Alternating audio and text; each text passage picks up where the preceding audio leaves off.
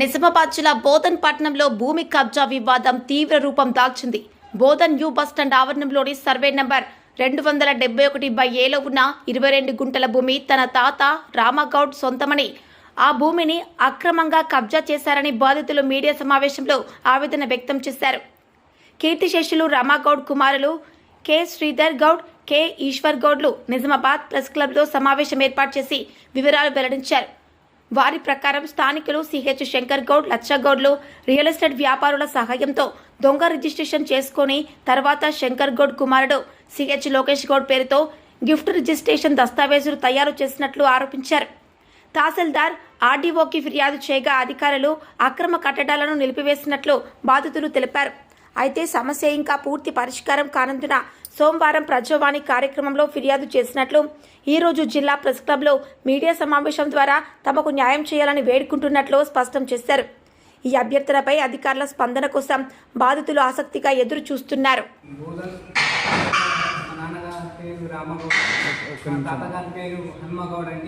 హనుమగౌడ్ పేరు పైన బోధన్ దౌత్యాల తరఫాలో 22 గుంటల భూమి కలదండి. ఈ యొక్క భూమి ఆర్టీసీలోకి వెళ్ళి బయటకు వచ్చేసింది. ఈ బయటకు వచ్చిన ల్యాండ్ను బయట వ్యక్తులు కొందరు fake registration, fake document create చేశాను. ఈ క్రియేట్ చేసి దాని దగ్గర మొత్తం ఫెన్సింగ్ వాళ్ళు వేయడం జరుగుతుంది. మేము కూడా వెళ్ళాము.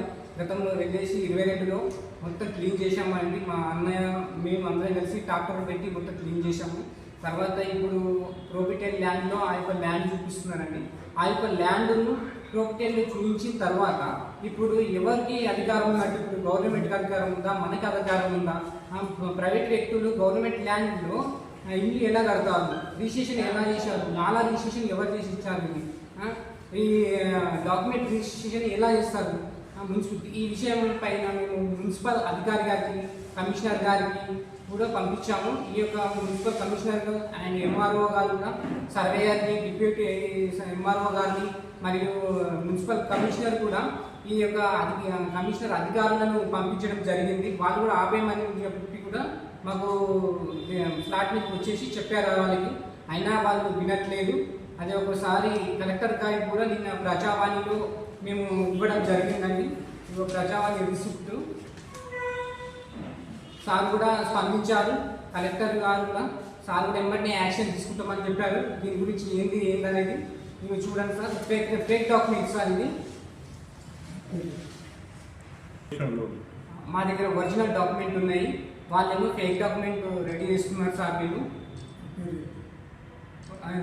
ఫేక్ డాక్యుమెంట్ వాళ్ళ పేరేమో చింతాకుల శంకర్ గౌడ్, చింతాకుల లోకేష్ గౌడ్ అండి.